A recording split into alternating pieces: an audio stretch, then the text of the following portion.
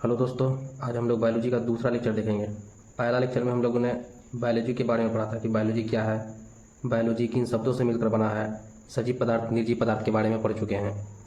Biology का दूसरा lecture में हम लोग पढ़ते हैं सेल यानी कोशिका के बारे में।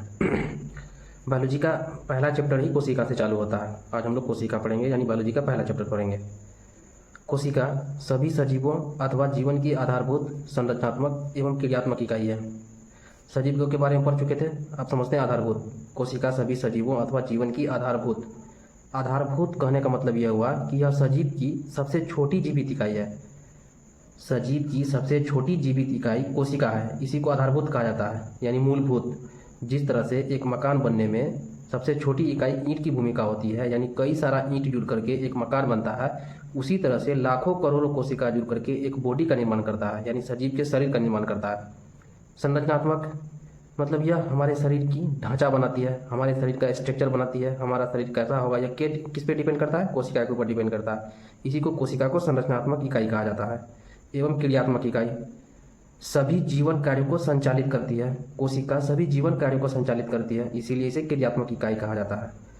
तो कोशिका हम लोग समझ गए। कोशिका मतलब कोशिका सभी सजीवों अथवा जीवन की आधारभूत संरचनात्मक एवं क्रियात्मक इकाई है। एक स्वस्थ मनुष्य की देखने की जो क्षमता होती है 0.1 मिलीमीटर से लेकर के 100 माइक्रोमीटर के बीच की वस्तु को हम लोग देख सकते हैं। यानी एक स्वस्थ मनुष्य की देखने की क्षमता 0.1 मिलीमीटर से 100 माइक्रोमीटर के बीच होती है।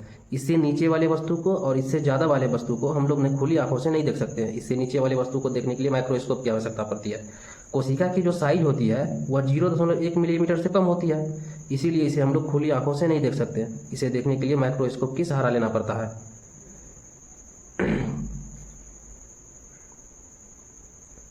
तो कोशिका के बारे में हम लोग समझ गया। अब तो समझते हैं कि कोशिका किस चीज़ से बना है। कोशिका जीव द्रव से बनी संरचना होती है। ये जीव द्रव एक नया वर्ड आया है। जीव द्रव के बारे में हम लोग समझते हैं। कोशिका जीव द्रव से बनी संरचना होती है। मान के चलिए ये कोशिका का स्ट्रक्चर है। कोशिका का सबसे बाहरी जो परत होती है कोशिका झिल्ली होती है, जिस तरह से मानव का बॉडी का सबसे बाहरी परत चमड़ी होती है, उसी तरह से कोशिका की सबसे बाहरी परत कोशिका झिल्ली और कोशिका के बीच में केंद्रक होता है। केंद्रक और कोशिका झिल्ली के बीच में जो ये खाली जगह है इसमें बहुत सारे पदार्थ भरे होते हैं। कोशिका केंद्रक और कोशिका झिल्ली के बीच में जो भी पदार्थ मौजूद होते हैं वह जीव द्रव कहलाते हैं। आपसे पूछा था जीव द्रव क्या है, तो केंद्रक और कोशिका झिल्ली के बीच में जो भी पदार्थ मौजूद होते हैं वह जीव द्रव होते हैं। इसमें लाइसोसोम होता है, माइटोकॉन्ड्रिया होता है, गोल्गी बॉडी होता है, राइबोसोम होता है, बहुत सारे पदार्थ इसमें मौजूद होते हैं। एक एक करके हम सब पदार्थ को आगे पढ़ेंगे। इसमें 70 से 80% जल होता है, 10 से 15% प्रोटीन होता है, 2 से 4% लिपिड होता है। अगर यहाँ पे थोड़ा सा एक नया पॉइंट भी समझते हैं। कोई भी कोशिका जीवित है या मरा हुआ है, ये कोशिका का जीव द्रव पर ही निर्भर करता है। अगर जीव द्रव यानी इसमें जो मौजूद पदार्थ है वह सूखा हुआ है तो कोशिका मृत है। और जीव पदार्थ मतलब इसमें जो जीव मौजूद पदार्थ है वह अगर मतलब लिक्विड फॉर्म में है तो वह कोशिका जीवित कोशिका होगी। अगर पदार्थ इसमें जो मौजूद है अगर वह सूख गया है तो वह कोशिका मरी हुई होती है। तो जीव द्रव के बारे में हम लोग समझ चुके हैं। सभी सजीवों की कोशिकाएं एक समान नहीं होती है, स्वाभाविक सी बात है। एक मनुष्य की बॉडी की कोशिका और एक हाथी की बॉडी की कोशिका काफ़ी सारा डिफरेंट होगा। और मनुष्य की बॉडी की पार्ट का भी कोशिका में डिफरेंट होता है। जैसे हमारे आँख की कोशिका और हमारे आंत की कोशिका अलग अलग होती है। आँख की कोशिका देखने का काम करता है, आंत की कोशिका पाचन की काम करती है। इसी तरह सभी सजीवों की कोशिका एक समान नहीं होती है। तो कोशिका के बारे में कुछ तथ्य है जो याद करने वाला तथ्य है, ये इसको देखते हैं। संसार की सबसे छोटी कोशिका माइकोप्लाज्मा गैलीसेप्टिकम है। संसार की सबसे बड़ी कोशिका शुतुरमुर्ग का अंडा है। ये शुतुरमुर्ग एक पक्षी है।